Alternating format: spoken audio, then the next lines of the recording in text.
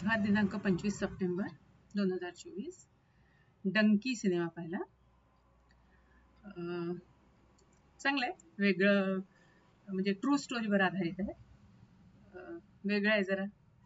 आणि Shahrukh Khan,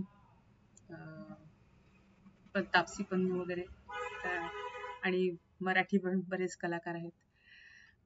cinema overall चांगला आहे. थोडक्यात पूर्वी जेव्हा व्हिसा मिळत नव्हता गरीब लोकांना, ज्यांच्याकडे पैसे आहेत किंवा जे एज्युकेटेड आहेत ते तर इंटरव्ह्यू देऊन आणि हे करून व्हिसा करून इंडियाहून लंडनला जात होते शिकण्याकरता किंवा कामाच्या ह्याच्यामध्ये. पण गरीब लोकांना कामही मिळत नव्हतं आणि व्हिसाही मिळत नव्हता. मग ते लोक चोरून पाकिस्तान, इराण, अफगाणिस्तान अशा मार्गाने म्हणजे लपून छपून बॉर्डर क्रॉस करत पोचायचे लंडनमध्ये.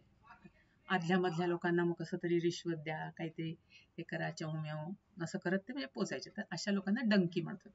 तर त्याच्यावर तो आधारित आहे. तर असंच एका गावामध्ये तापसी पन्नू आणि तिचे म्हणजे बाकी मित्रपरिवार हे ते सगळे राहत असतात. कोणीच काही शिकलेलं नसतं, जास्त काही नाही. मग आता त्यांना तेच काम करून त्यांना म्हणजे जेव्हा ऐकतात ते की नाही लंडनला नोकऱ्याचं खूप हे आहे, छान पैसा मिळतो वगैरे, तर मग तिथे जायला इंग्लिश पाहिजे माहिती, म्हणून ते लोक इंग्लिशची क्लास जॉईन करतात. तर कुठे काय येतंय काय त्यांना. आणि ह्या सगळ्या याच्यामध्ये त्या गावामध्ये हा फौजी आला शाहरुख खान. तर त्याला ते म्हणजे आवडते ती. तर तो पण मग म्हणतो की ठीक आहे, मी तुम्हाला हेल्प करतो हे करण्याकरता. तर तो आधी त्याच्याकडून बरेच प्रयत्न करतो व्हिसा मिळवून द्यायला, मग इंग्लिश त्यांना हे करायला. कोणीतरी तिला म्हणते की तू आखाड्यातलं शिक, धोबी पछाड वगैरे, तर तुला मिळून जाईल वगैरे. पण काही केल्या आहेत ना काही, म्हणजे प्रयत्न यांचे सगळे कमी पडतात किंवा लोकांना त्यांना नाही हे करता येत. तर इथे इंग्लिश याच्यात ते एक असा फॉर्मॅट असतो की ज्याचे फक्त फिल इन द ब्लँक पण चेंज केले की तोच फॉर्मॅट ठेवायचा, म्हणून ते रटून गेलेले असतात. पण ते काही त्याचा उपयोग होत नाही. मजेदार आहे तो परत. आणि मग शेवटी मग हे लोक ठरवतात की आपण लपून छपूनच बॉर्डर क्रॉस करायची. आणि मग कसं कसं दिव्यातनं त्यांना जावं लागतं आणि कसं कसं त्यांना दिसतं की कितीतरी लोक हे असे ट्रॅव्हल करतात. त्यातले सगळेच लोक पोचतात असं नाही. आणि काही मरतात, काही रेगिस्तान मध्ये त्यांना तिथे सापळे बिपळे पण दिसले. काही लोक आपसात भांडण, वादावादी, किंवा काही तिथे त्या ह्याच्यात तंबू ठोकून असतात इराण वगैरेचे लोक, तर ते लोक मुलींना बघून त्यांच्यावर रेप करणं, म्हणजे सगळे सगळे प्रकार तिथे दाखवले. बरं, त्यांना अजून जाण्याची उत्सुकता काय असते की त्यांच्यापैकी एक जण त्या इंग्लिशच्या ह्याच्यात कसं तरी पास होऊन म्हणजे त्याला मिळालं असतं लंडनला जायला, आणि तिकडनं त्यांनी खूप आपले छान असे फोटो पाठवले असतात की पहा हे माझं घर असं तसं आणि मी असं कमवतो तसं, आणि तो घरी पाठवायला पण लागले होते पैसे. मग यांना सगळ्यांनाच म्हणजे ती उत्सुकता लागली असते, त्याच्यामुळे ते लोक जातात. पण मग म्हणजे शेवटी तसं जाताच येत नाही, म्हणजे लपून छपून मग शिपमधून घाणेरड्या याच्यातनं ड्रेनेजच्या याच्यातनं वगैरे सगळे पार करत शेवटी पोहोचतात लंडनला. आता लंडनला गेल्यावर काय आता इझिली तर त्यांना मिळत नाही ना पत्ता वगैरे. तर त्यांना असंच रस्त्यावर एक मुलगा दिसतो, स्वतःला म्हणजे पुतळा दिसतो. म्हणा अरे हा तर आपल्या त्या मित्रासारखाच आहे पुतळा.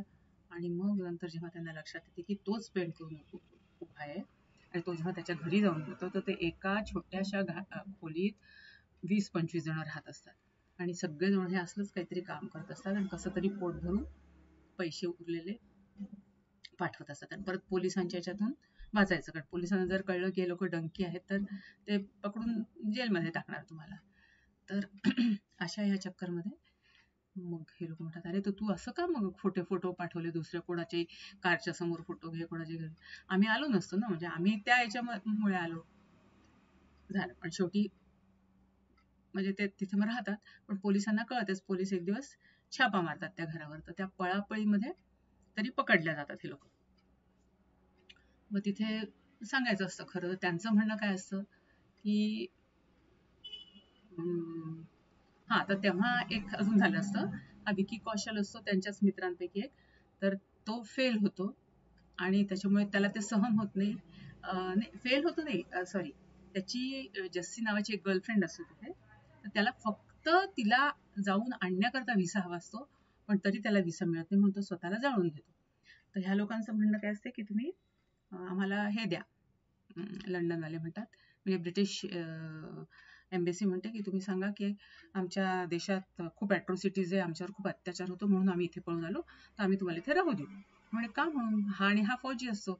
शाहरुख खान तो म्हणतो मी अजिबात पळणार नाही, आम्हाला आमच्या देशात अजिबात त्रास नाही आहे आणि कुठलेही नाही, आम्ही आमच्या मर्जीने आलोय की इथे चांगलं हे मिळेल वगैरे. तर मग ते त्याला परत नेऊन जेलमध्ये टाकतात. पण मग हे तिघं सांगतात खोटंच. मग तेव्हाच त्याला खूप वाईट वाटतं शाहरुख खानला, की पहा कशी ही म्हणजे बदलली लगेच हे. मग ते राहतात तिथे कसं तरी आधी काढतात, पण मग नंतर तिघही जण खूप मेहनत करून चांगले म्हणजे हे होतात, त्यांचे धंदे चांगले चालायला लागतात. पण हिला तापसी पन्नूला कॅन्सर डिटेक्ट होतो आणि शेवटचे काही दिवस राहिलेले असतात. तर तिला आता ती म्हणते आता मला माझ्या देशात जाऊन, माझ्या घरी जाऊन मला मरायचंय. तर मला व्हिसा पाहिजे. तर ती तिथल्या वकिलाला सांगते. तो वकील म्हणतो कुठल्याही परिस्थितीत तुम्हाला व्हिसा मिळणारच नाही, कारण तुम्ही इथले नागरिकच नाहीये, तुम्ही आलेच नाहीये इथे, तर तुम्हाला जातानाचा व्हिसा कसा काय मिळणार. तर म्हणजे सगळीकडे ती प्रयत्न करून बघते, पण काही कुठे जमत नाही. मग ती म्हणे आता एकच आहे माणूस की जो इथून मला हे करू शकतो. तर आणि तो लॉला म्हणतो मी तुम्हाला दुबईपर्यंत पाठवू शकतो.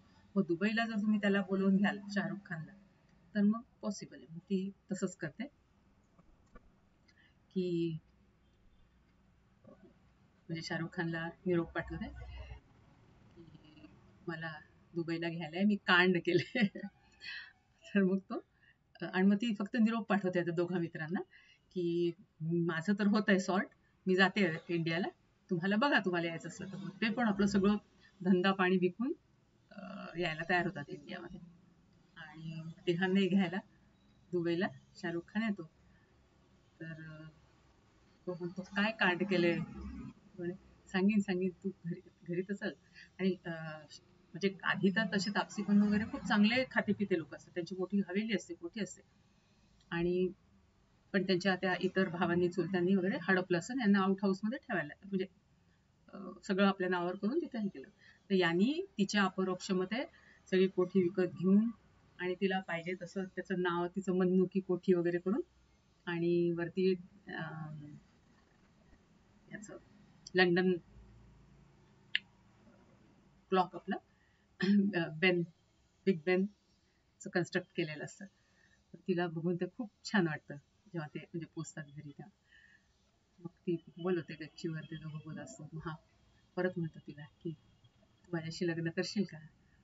तर तुम्ही कोण आहे असं मूर्ख जो तुला नाही म्हणेल, पण आता काय आपण लग्न करू. तुम्ही असू दे जसं असेल तसं. आणि मग ती हो म्हणते आणि शाहरुख खान असाच खुशीने नुसतं त्या बिग बेनकडे बघत असतो आणि तिचा मृत्यू होतो. म्हणजे शेवटी तिची इच्छा तो पुरी करतो आणि तिची इच्छा पुरी होते. म्हणजे ही अशी स्टोरी खूप इमोशनल आणि अशी हे दाखवली.